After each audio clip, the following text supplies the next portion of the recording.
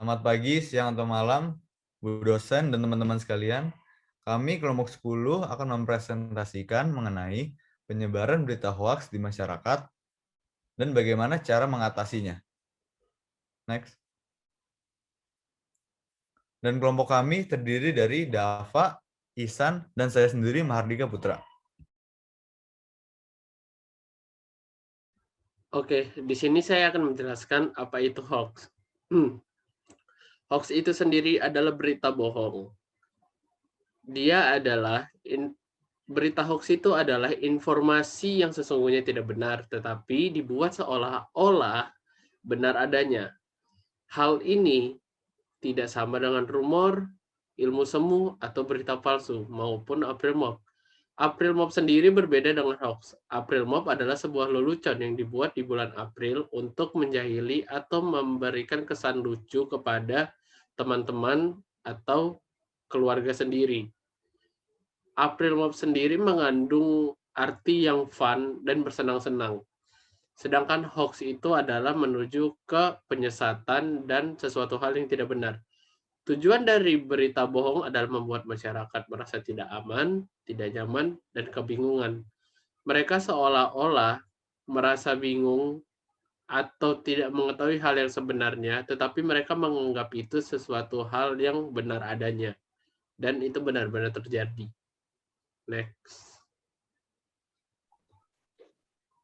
Fenomena berita hoax. Berita hoax adalah sebuah fenomena yang sering terjadi di dalam masyarakat, di mana berita itu seringkali disebar secara terus-menerus dan akhirnya membuat masyarakat menjadi labil atau bimbang dengan memikirkan apakah berita ini benar terjadi adanya atau tidak. Fenomena berita hoax yang awalnya beredar, yang sering digunakan sebagai orang untuk sekedar lelucon, kini menjadi semakin meresahkan banyak kalangan. Berbagai pemberitaan bohong atau berita hoax menyebar luas yang penyebarannya tidak hanya melalui media mainstream yang berbentuk berita, namun juga telah menambah dalam bentuk informasi tambahan yang pemberitaannya yang tidak akurat dan sifatnya hanya bernuansa sensasional. Next.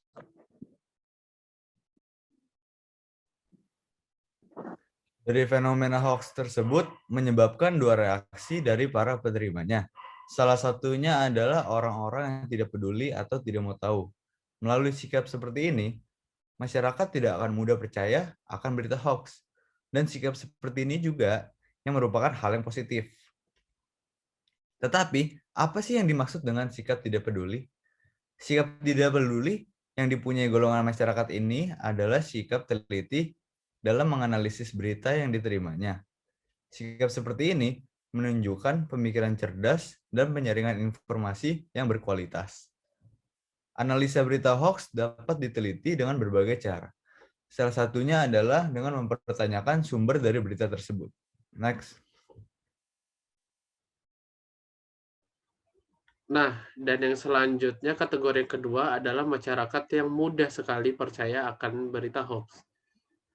Masyarakat ini adalah masyarakat yang berada di fase atau berada di tipe masyarakat yang tidak mencari tahu terlebih dahulu berita itu sebenarnya ada atau tidak. Dan mereka bahkan menyebarkan berita tersebut dari mulut ke mulut, bahkan melewati sosial media seperti WhatsApp, bahkan Instagram. Dan mereka menyebarluaskan itu tanpa mereka mencari tahu kebenaran dari berita itu.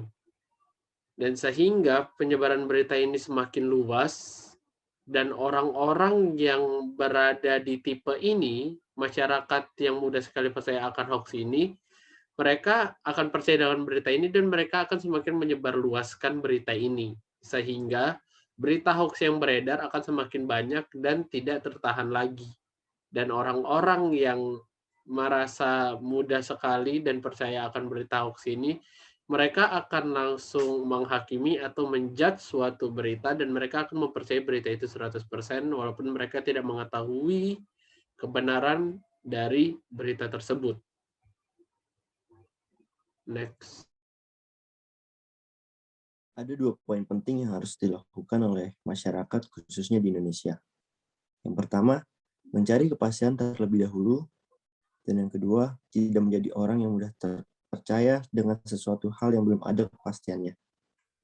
Sudah menjadi kebiasaan masyarakat Indonesia sangatlah mudah menelan berita-berita hoax tanpa mencari tahu faktanya dan kerap kali dijadikannya topik pembicaraan pada saat bersosialisasi di lingkungannya. Sehingga penyebaran berita hoax selain cepat menyebar di sosial media, juga pada kehidupan sehari-hari pun sangat cepat persebarannya.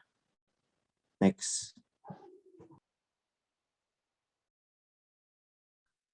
Jadi kesimpulan yang dapat diambil dari presentasi ini adalah bahwa masyarakat Indonesia yang baik, kita tidak boleh mudah dipengaruhi oleh berita-berita hoax yang terdapat dari berbagai media. Kita harus termasuk dalam golongan orang yang tidak peduli atau golongan cermat dalam menghadapi berita hoax. Dengan cara seperti ini, kita sebagai masyarakat Indonesia tidak mudah terpecah belah atau tertipu oleh isu-isu yang palsu, yang juga mempunyai sumber-sumber yang tidak kredibel. Berikut dari kelompok kami, terima kasih. Dan tambahan dari saya sendiri adalah berita hoax ini fenomenanya sudah sangat besar sekali, terutama lewat sosial media. Bahkan kita sendiri pun dalam keluarga, kita mempunyai grup keluarga atau kita mempunyai grup dengan pertemanan yang lain. Berita hoax dari grup-grup tersebut pasti ada salah satu dari anggota keluarga kita yang selalu mengirim berita-berita yang sebenarnya kita sudah tahu bahwa itu berita hoax, tapi mereka selalu saja mengirimkan berita tersebut. Alangkah baiknya kita, karena kita sudah mengetahui, kita mengingatkan kepada keluarga kita agar lebih cermat dalam memilih berita dan memberikan pengertian yang lebih, dan kita menjelaskan tentang apa sih itu sebenarnya artian hoax yang sebenarnya. Dan yang kedua, dalam menggunakan sosial media, terkhususnya bagi kalangan anak muda, bahkan anak-anak sendiri pun dia lebih mudah terbentuk pikirannya atau lebih dibentuk oleh berita-berita yang tidak benar. Karena mereka belum mempunyai kemampuan untuk menelaah berita itu berita palsu atau berita yang sebenarnya terjadi. Anak-anak akan cenderung membicarakan berita tersebut secara berulang dan mereka akan terus menyebarluaskan berita tersebut dari mulut mereka ke mulut yang lain.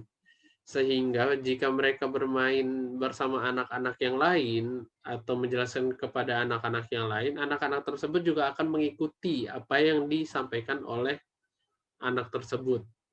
Dan sebagai orang dewasa, bahkan mungkin kita sebagai yang sudah mempunyai anak sebagai orang tua, kita harus mengontrol anak kita juga dalam memilih atau mengajarinya dalam menggunakan sosial media yang baik. Atau mungkin sosial media tersebut mungkin bagi anak-anak yang belum cukup umur, jangan diberikan akses untuk menggunakan sosial media. Karena anak-anak keingintahuannya sangat luas, dan apa yang mereka ketahui langsung terekam di memorinya, dan mereka akan menyampaikan itu secara belak-belakan dengan omongan mereka sendiri. Terutama misalnya seperti adanya berita kebakaran atau orang meninggal, yang bahkan sebenarnya kita pun belum mengetahui hal itu valid atau tidak. Terima kasih.